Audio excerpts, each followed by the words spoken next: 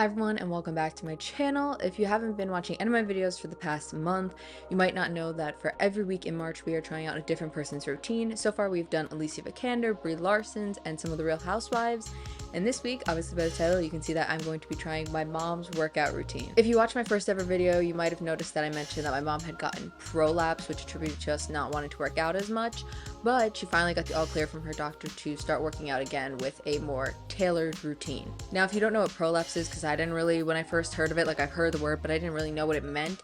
Basically, your hoo-ha's fallen out. Now, there are different types of prolapse which can cause different parts of your hoo to want to fall out, but the workouts that we're going to do are specifically tailored to uterine prolapse because that's what my mom has, so that's what she is trying to fix. I highly recommend speaking to your doctor before you do any kind of workouts for prolapse or honestly anything in general to figure out what will be best for your body. Now you may hear that and be like, oh, what could have caused that? Now childbirth is one of the options, but honestly from going and speaking with the doctor, it's really anything that is bearing down pressure on your pelvis. Typically, runners actually get this because of like the weight they bear down when they're running. And I feel like doing her workouts a really good idea because obviously right now my goal is to lose the weight. Like that's the main focus. But when I get to that goal, I also want to say that I'm in like a overall healthier body. One of my plans to improve my cardiovascular health was actually going to be like taking up running. I mean, right now we're at the walking stage, but we're hopefully going to get there. But as I just said, running can lead to this. So I feel like if I start to include what she's doing now into my workouts, hopefully I can lower my chance of potentially having this. Now the best part about this whole thing, unlike any of the other videos I'm doing, is that I can go directly to the source and say how many sets, how many reps, what days do you do this. So that made this all so much easier.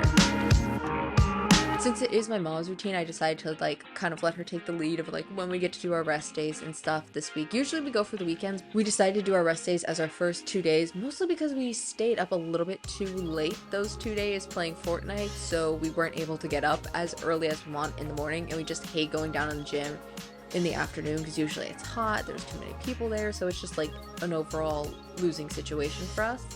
So for our first official day in the gym, we are going to be doing biceps and triceps. Before we do that, we're actually going to do a little walk. Now, typically my mom actually doesn't do walks just because it's something that doesn't make her prolapse feel better. It actually typically makes it feel worse.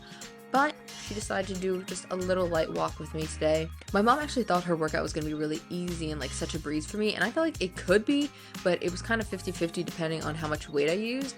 And what I definitely didn't expect to happen was this sharp shooting pain in my wrist. Most of these moves I can typically do the 10 pounds, but I could barely even get the 3s up.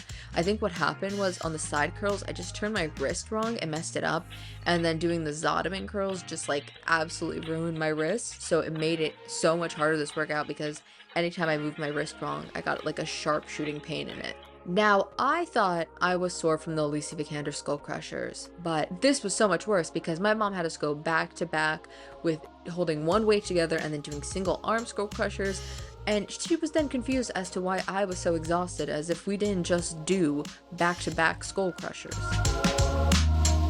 So we ended up taking a third rest day. This was one because we were pretty tired this day, and two because my mom has 3 different weight trainings, so she doesn't really have to get up for the 5 days that we typically do. So we were able to take a third rest day, which felt so weird to me because we usually try not to. So this day I actually did my walk alone. My mom wasn't feeling up to it. And then we moved on to legs. And what made this leg day so hard is the fact that my mom takes no rest between her sets ever. She basically ends up doing supersets because she has such a limited amount of time in the morning to get her workouts done. So she just goes from one to one to one. And that makes it so tiring. So even though I didn't touch a weight this day, it was still super hard because there is no break. You just keep going.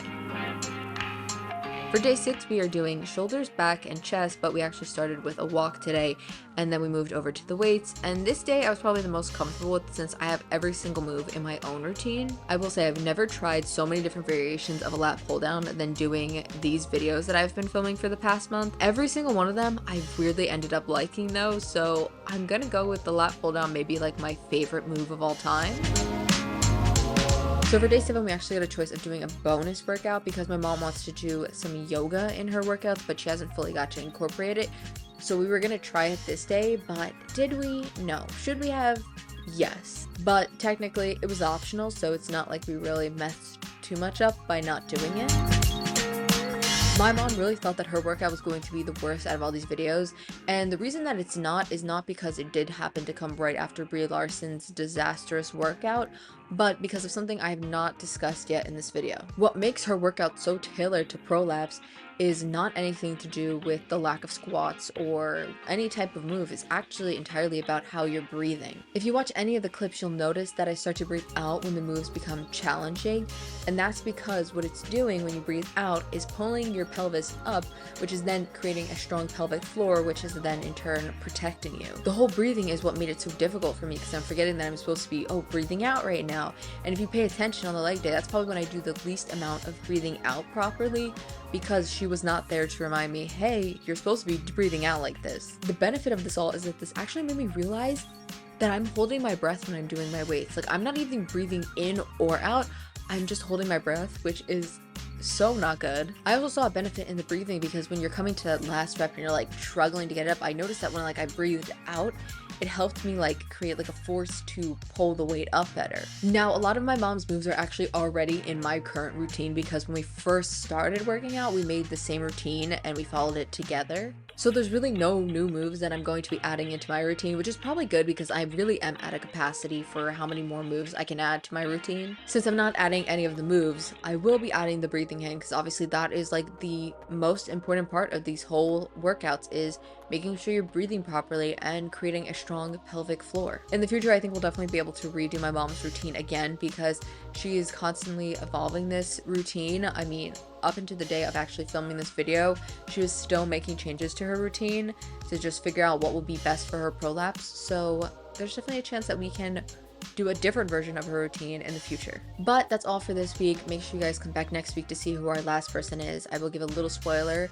This person has the eye of the tiger, if that gives you any clue as to who we might be doing.